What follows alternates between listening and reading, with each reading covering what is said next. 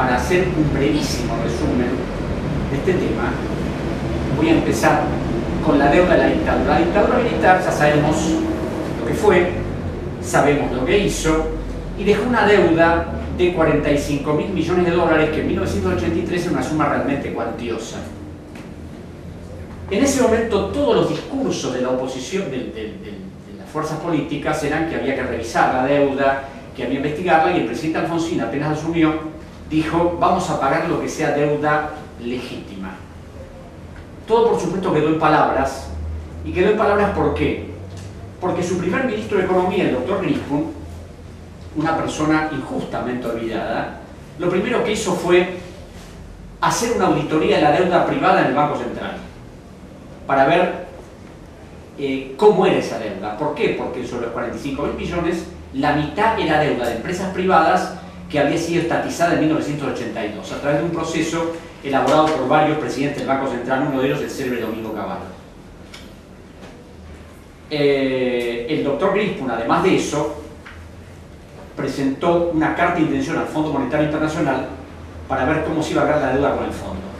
Y aquí cometió el primer pecado, porque las cartas de intención con el Fondo Monetario Internacional las hace el fondo y la manda para que los países la firmen.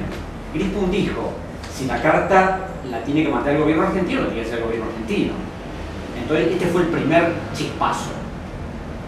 Cuando empieza la auditoría de la deuda en el Banco Central, se empieza a documentar que Techint, Pérez Compán, Fiat, el Bank of America, Citibank, todas las operaciones que habían sido realizadas eran operaciones truchas. Es decir, no había una deuda contraída legítimamente con un acreedor del exterior, sino que eran todas operaciones fabricadas para enriquecerse ilícitamente. Y le voy a dar 3 ejemplos, porque hay una enorme cantidad de ejemplos que están en la justicia federal, ¿no? Primer ejemplo, para que se den cuenta del grado de infamia de cómo se procedió. Un crédito auditado de la empresa Renault Argentina. Los peritos dijeron que era una deuda ficticia. ¿Por qué? Porque una parte de la deuda había sido contraída con la casa matriz de Francia. Es decir, había confusión entre deudor y acreedor, era la misma cosa. El segundo crédito había sido contraído con el Barclay Bank de Bruselas.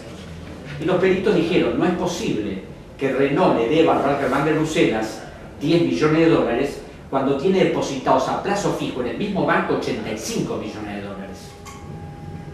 Es decir, si uno tiene una deuda con el Banco Nación de 10.000 pesos, no puede tener 1 millón depositados en una caja de ahorro. Y el tercer caso, que es, a mi juicio, relevante de la locura de la deuda, es la deuda que contrajo el Estado Nacional con una empresa, con un conjunto de empresas controladas por el Anglo Bank de Holanda, que construyó el gasoducto Centro-Oeste, Neuquén-Mendoza. Cuando los auditores hicieron el análisis de esa obligación, que era la primer deuda que debía pagar el Estado argentino en el 83, llegaron a la conclusión de que no debía pagarse la deuda. ¿Por qué? De los 918 millones de dólares comprometidos en la inversión, se habían invertido 300. El resto había sido utilizado en operaciones especulativas en las bolsas de la Argentina y de Europa. Eso suponía que no habían ingresado los 900 comprometidos, que había infracción a la ley penal cambiaria y que además, como no se había entregado el gasoducto en término, había que aplicar las multas pactadas contractualmente, que podían llegar al orden de los 2.000 millones de dólares. Es decir, la Argentina no era deudora del Anglo Bank de Holanda, sino el Anglo Bank de Holanda deudor de la Argentina.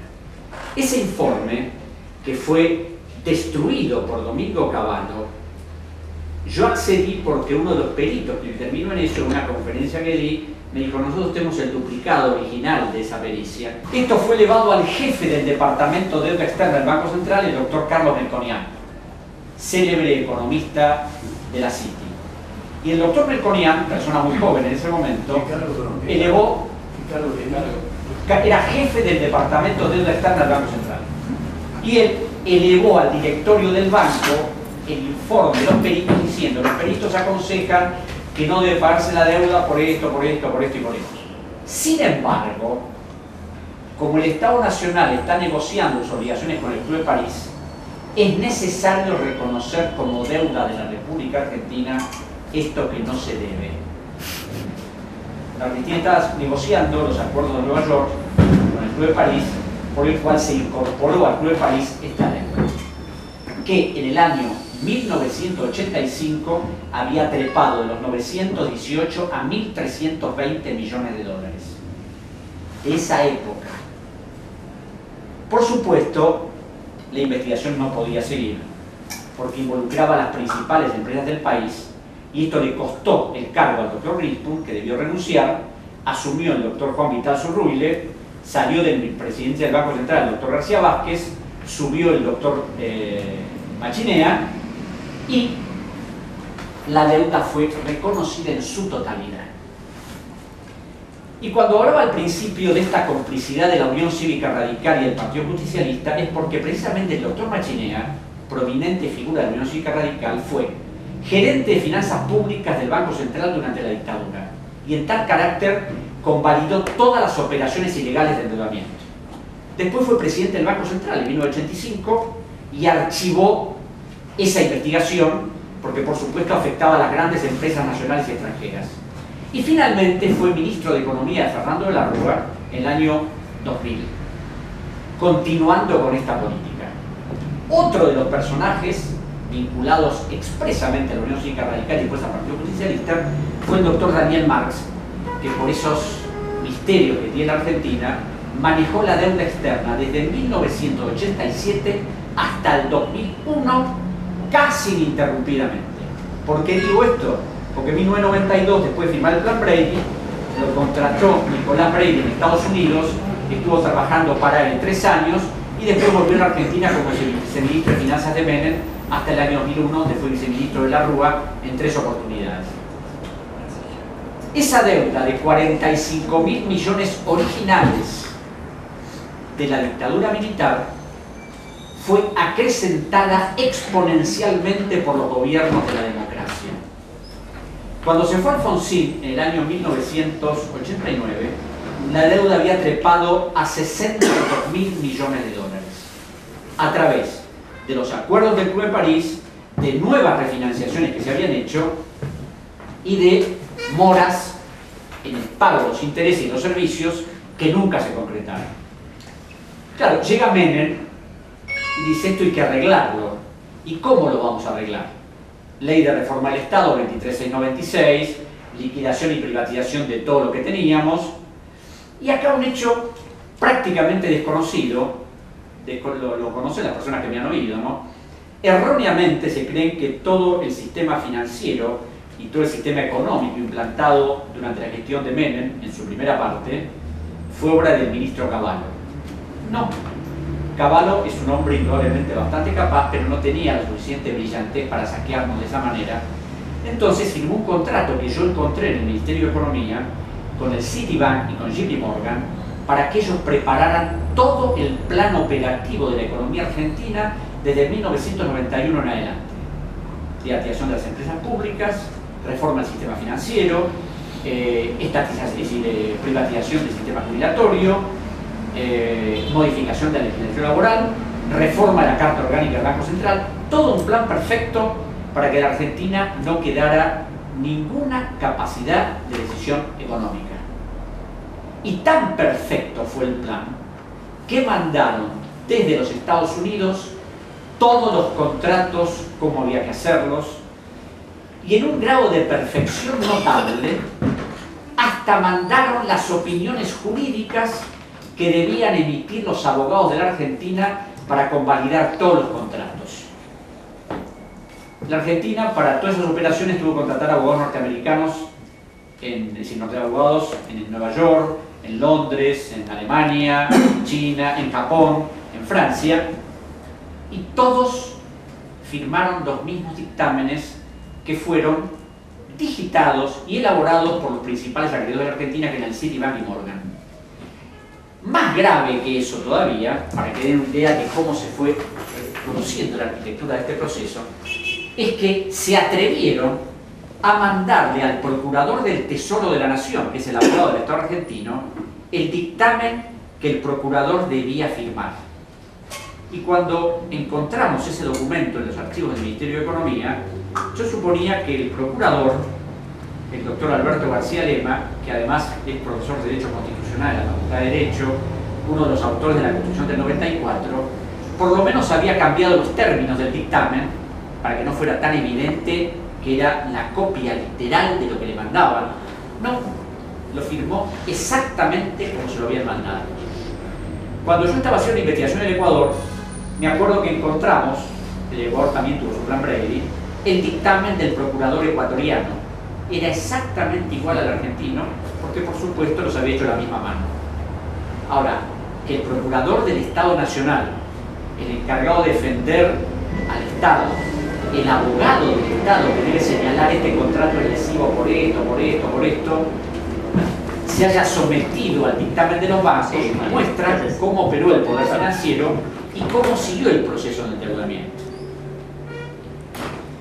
En el año 62 se hace el plan Brady, y en el 92, y esos 62.000 millones de dólares se refinancia un poco más de la mitad. La otra mitad eran obligaciones con el Fondo Monetario, con el Club de París. Y cuando eso se hizo, Cavallo declaró que la deuda argentina en el año 2000 iba a ser un lejano recuerdo. La deuda argentina, cuando se fue Menem, después de haber vendido todas las empresas del Estado, era de 150.000 millones de dólares. Y acá hay otra particularidad. Para hacer esa operación necesitaron la anuencia del Fondo Monetario, del Banco Mundial y del Banco Interamericano de Desarrollo. Y también encontramos en nuestras búsquedas 3 cartas confidenciales emitidas en junio del 92, firmadas por Candesus, el director gerente del Fondo Monetario, Enrique Iglesias, el presidente del BID, y el doctor Lewis Preston, que era presidente del Banco Mundial, a la comunidad financiera, diciendo que se debía apoyar todo este proceso argentino porque la Argentina se había comprometido a vender todas las empresas públicas, especialmente la petrolera estatal. Se había comprometido a modificar el sistema laboral, el sistema de la legislación laboral, porque era restrictivo para las empresas extranjeras. Había decidido, además, privatizar todo el sistema jubilatorio y, a través de la Ley de Reforma del Estado, privatizar todo lo que quedara público en la Argentina. Y si bien esto que le voy a contar es anecdótico, muestra el grado de perversidad del sistema. Un día, en esta búsqueda que yo hago en los archivos ministeriales, encuentro un libro sobre todo el proceso económico de la década del 90. Pido el libro y me llama la atención que no era un libro impreso, era un libro hecho en computadora, encuadernado, que seguramente se pensó mandar a la imprenta para imprimir y distribuir. Pero claro, algún funcionario avesado habrá dicho, si esto se publica, puede ser extremadamente comprometedor. ¿Qué había en ese libro? Eran los cursos, los documentos de una reunión confidencial realizada en Buenos Aires, donde intervinieron los abogados de todos los bancos acreedores, los representantes de los bancos, varios ministros de la Nación, representantes de empresas argentinas, donde ahí se articulaba lo que iba a pasar durante la década del 90. Y el discurso inaugural lo hizo el doctor Di Tella, que era ministro de Relaciones Exteriores, que dijo una frase que de alguna manera grafica todo este proceso. Le dijo: señores, nosotros hemos ya preparado toda una legislación para que ustedes, los banqueros y los empresarios, hagan del país lo que quieran. Esto es literal. Hagan del país lo que quieran. Y vaya si lo hicieron.